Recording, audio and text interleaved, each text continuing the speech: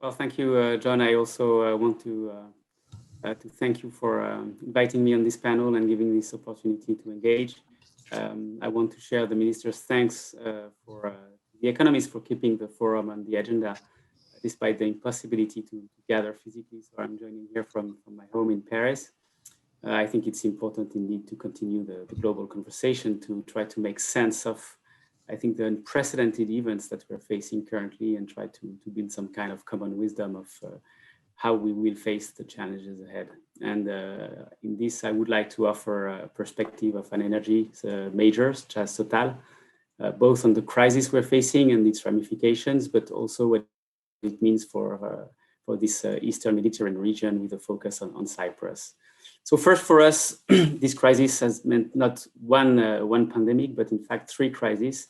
First, the health crisis that we have been facing with the threat of COVID-19 to human lives has led us to take all the, really to prioritize taking all the necessary steps to protect our employees worldwide, all the people who work for us, employees and contractors.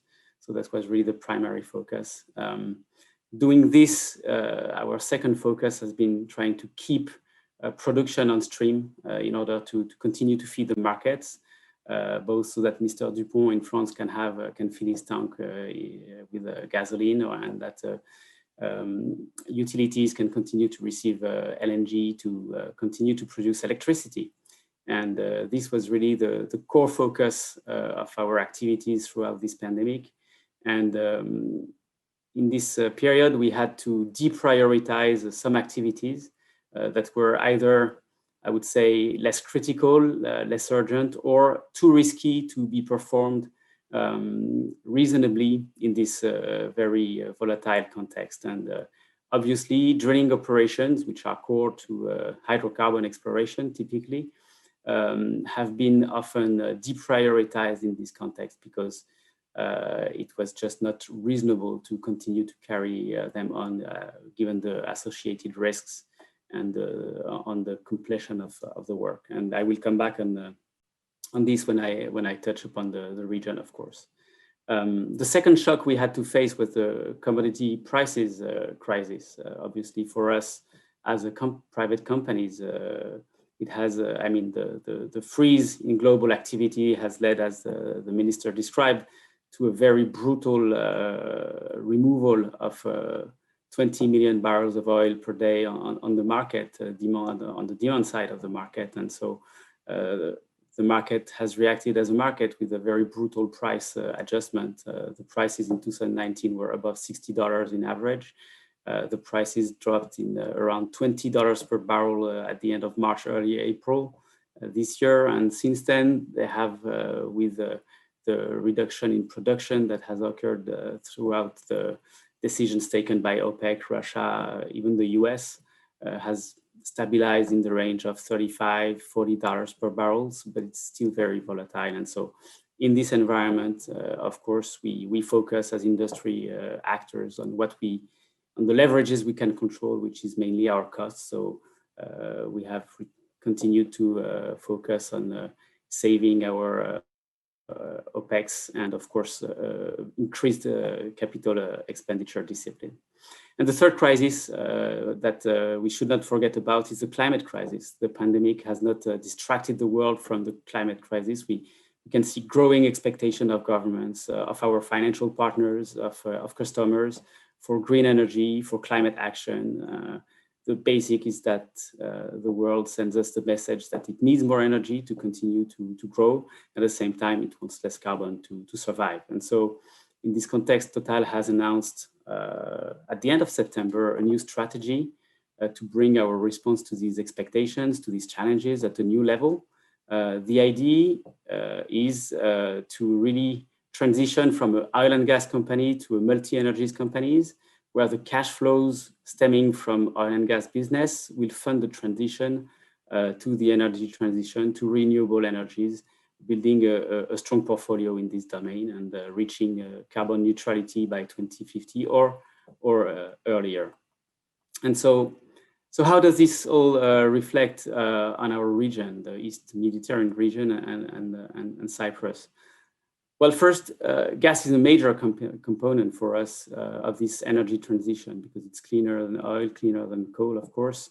And once again, with the cash flow generated with gas business, growing gas business, we think we can use these cash flows to build a very strong renewable energy portfolio. So we need to continue to produce gas and to bring it to the markets. And this region is rich in gas. I think the game changer on this has really been around 10 years ago when we have been able through new technologies to unlock very thick accumulations of gas beneath the thick layer of salt that was accumulated 5 million years ago when the Mediterranean Sea evaporated. And so very large discoveries occurred back in 2009 in Israel with Tamar, Leviathan. Of course, there has been the Zohr field discovered in Egypt, which is a really major discoveries. And in Cyprus, three very important discoveries, major discoveries: Aphrodite in 2012, Calypso in 2018, and Glaucus in 2019. And collectively, all these discoveries hold amount almost, we estimate, around 70 trillion cubic feet of gas, which is a very material resource that has to be produced. So it's a very prospective gas basin for further exploration. Total is very well positioned in this basin. We have 7 exploration blocks just in Cyprus, 2 in Egypt, 2 in Lebanon, and we have already drilled 2 exploration wells in Cyprus. So what have been the immediate impacts of COVID for us?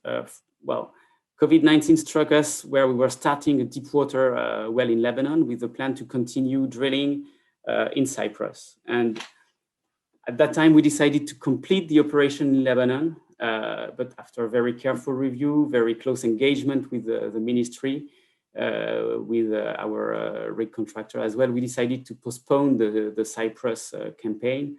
And it was a very tough decision to make, you can imagine. But deep water drilling is a very complex operation. It involves a lot of logistics, suppliers, contractors with very specific skills.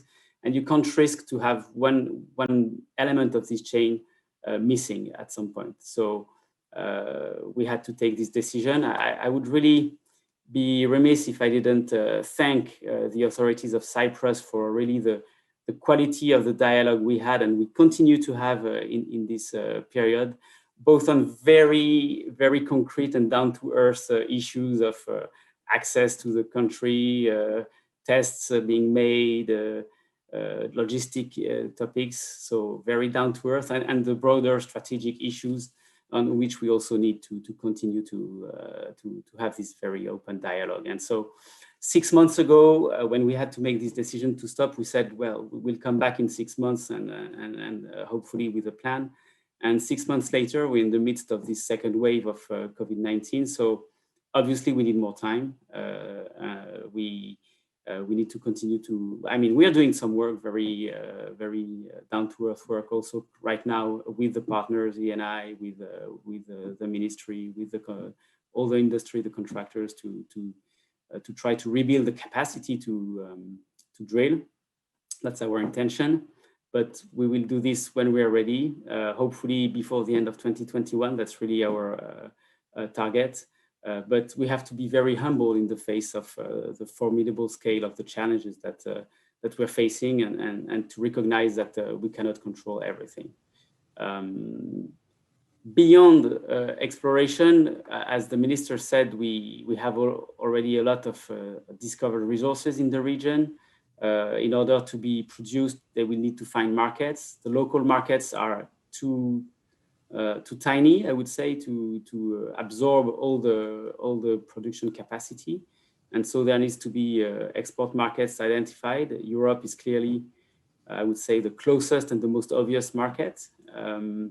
So now the question comes of the infrastructure. Should it be a pipeline or LNG? Both solution will anyway be competing with a very strong competition from Russia, from Caspian gas, from US LNG as well. And so the key imperative will be to really look at the lowest cost solution. And so here also, I would like to join the minister by paying tribute to this very productive dialogue that has engaged with Egypt, Italy, Greece, Jordan, the Palestinian, Israel, to establish this East Mediterranean Gas Forum. It's a very, I would say, promising forum. We are part of it as a number of companies to represent, to bring the solutions that the private sector can bring to this discussion. And we really look forward to continuing this discussion to hopefully come up with material projects to be delivered. So thank you very much for your attention.